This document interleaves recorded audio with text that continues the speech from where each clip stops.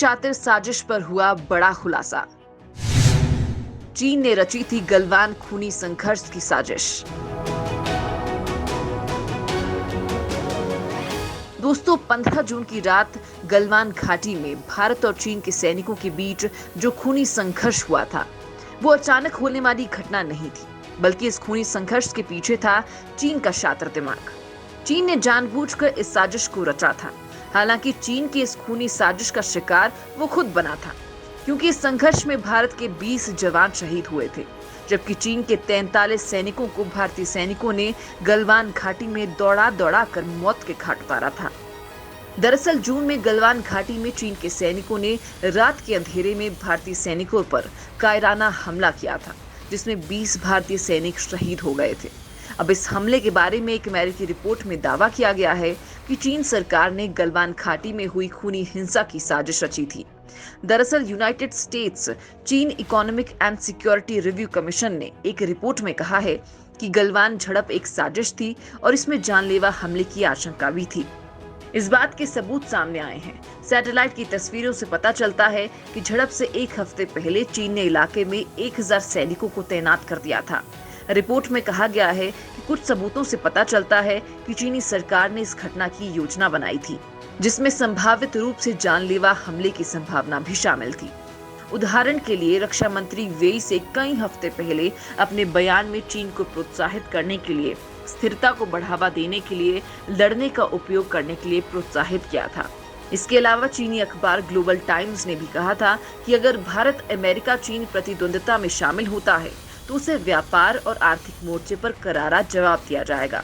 Report के मुताबिक इस हमले का मकसद चीन का अपने पड़ोसी देशों के खिलाफ जोर जबरदस्ती अभियान को तेज करना था।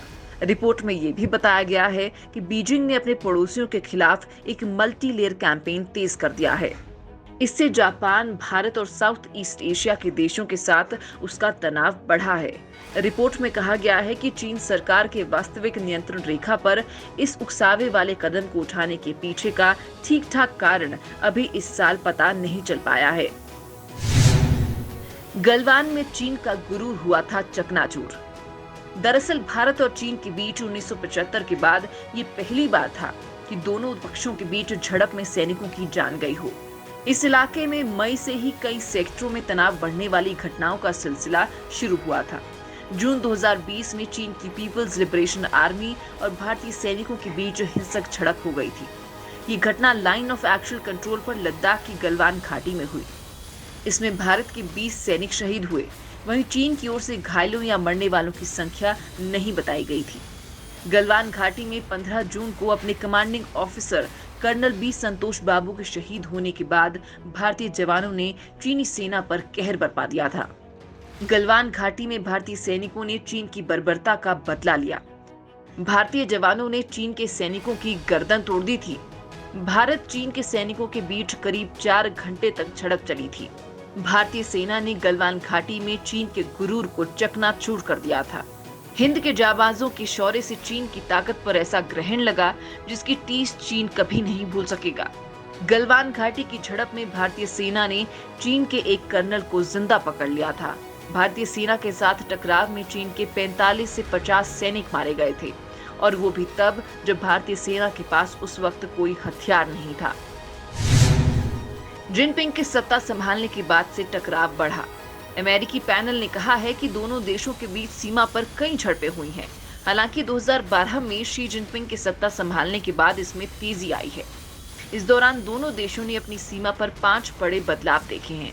इस साल एलएसी पर चीनी सरकार के भड़काऊ बर्ताव की वजह साफ नहीं है। चीन और भारत के सैनिक ईस्टर्न लद्दाख में एलएसी पर मई की शुरुआत से ही आमने सामने हैं। जून में हालात ज्यादा खराब हो गए। इस कारण गलवान घाटी में टकराव हुआ। रिपोर्ट की माने तो चीनी सैनिकों ने एक तरफा तरीके से सीमा पर यथास्थिति बदलने की कोशिश की थी और इसी वजह से ये टकराव हुआ था। दरअसल चीन की दूसरे देशों की जमीन कब्जाने की भूख शांत होती नहीं दिखाई दे रही है। अब ड्रैगन ने भूटान की जमीन पर बॉर्डर से 12 किलोमीटर अंदर अपनी दूसरी नागरिक बस्तियों को बसाया है। मार्च-जून 2017 में डोकलाम स्टैंड ऑफ के दौरान चीन ने बड़े पैमाने पर भूटान की जमीन कब्जा करने का प्रयास किया था, लेकिन तब भारतीय सेना की जवाबी कार्रवाई के कारण चीन को पीछे हटना पड़ा था। अब हाल में ली गई सैटेलाइट तस्वीरों से खुलासा हुआ है कि चीन ने भूटान की सीमा के अंदर सड़क और नागरिक बस्तियों का निर्माण किया है।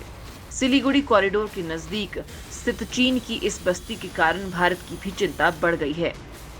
इस कॉरिडोर को चिकन नेक के नाम से भी जाना जाता है, जो पूर्वोत्तर से शेष भारत को कनेक्ट करने का महत्वपूर्ण हिस्सा है।